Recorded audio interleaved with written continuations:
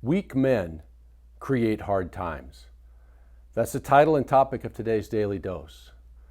So look, we're seeing hard times increase for so many around the world and also in our nation and in our communities right now. Why? Why are hard times showing up right now? Why are they continuing? Is it just a coincidence? Or is there something behind these hard times? Well, here's a quote that I believe helps us to understand what's happening in our world right now. It goes like this: hard times create strong men. Strong men create good times. Good times create weak men, and weak men create hard times. Now, I discussed this issue a couple years ago, but I want to revisit it because we're still living in a world and in a time where we have too few strong men, and it's creating some seriously hard times. So, in the book of Numbers, in chapter 13, we run across some weak men. See, 10 of the 12 leaders of the nation of Israel who were sent into the promised land, and they were charged with spying out the land, they were weak. 10 of the 12 were weak. Sure, they tasted the milk and the honey. They saw that the bounty and the beauty of the land, man, it was awesome, it was incredible. But these men proved to be weak men as they feared the giants in the promised land more than they trusted God. And so the actions of these weak men created 40 years of hard times as an entire nation was wandering in the wilderness in the desert. An entire nation died. They died off in the desert, outside the promises of God. So again, weak men create hard times. You see, weak men are creating hard times for us today. Weak men are bringing hard times to an entire nation, and weak men are causing an entire generation on our watch to suffer. Weak men are allowing our children to be manipulated and abused by a predatory and sick culture that's leading them into self-hatred, gender confusion, even self-mutilation. Weak men are creating a world where our daughters' safety and the opportunities that they have, they're being robbed in exchange for bowing down to this crazy transgender wokeness, allowing weak men to invade our daughters' restrooms and athletic sports teams. Look, I'm reminded of that saying, that the only thing necessary for evil to triumph is for good men to do nothing. So again, I'm going to say it. Weak men are dangerous, and weak men are creating hard times on our watch.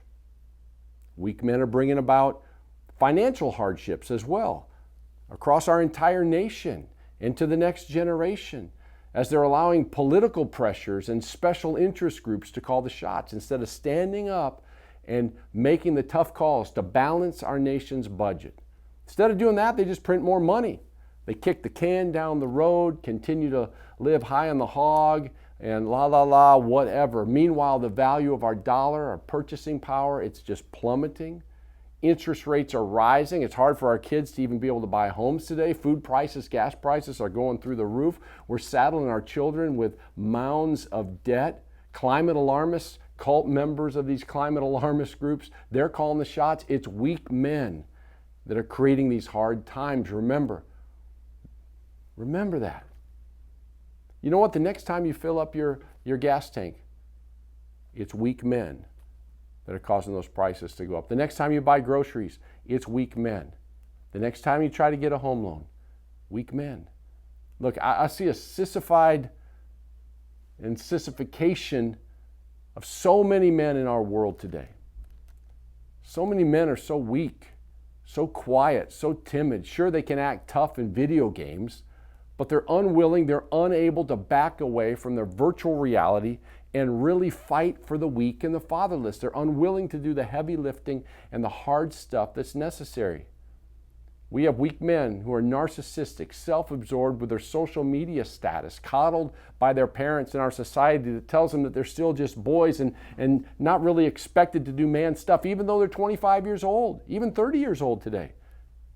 Furthermore, young men, they've been told that they must be more like girls. We got to be more tender and softer. For sure, we're looking at it. We're watching it happen before our eyes. Good times in our nation have created a bunch of weak men. And so here we are. Weak men are now creating hard times. Look, it's time for the strong men to emerge, to rise up, to stand up, to speak up, to show up. And after all, just as weak men create hard times also create strong men. And historically, it's during these hard times that the church actually gets stronger. It's during hard times that Christian men step up and be the church, share the gospel, speak truth into culture, shine the light of Jesus into the darkness of this broken world. It's during hard times that real men, Christian men who fear the Lord and love God and others more than themselves, that they step up. And that's when we see revival. That's when we see the church grow. That's when we see darkness pushed back. When the gospel goes forth. Strong men. Sure, many of these strong men are going to pay a price for doing the hard things. Some even die. We've seen it historically. These are called martyrs. But it is these strong men of God that bring about, once again, the good times, the times of harvest, the times of peace. So again, hard times create strong men.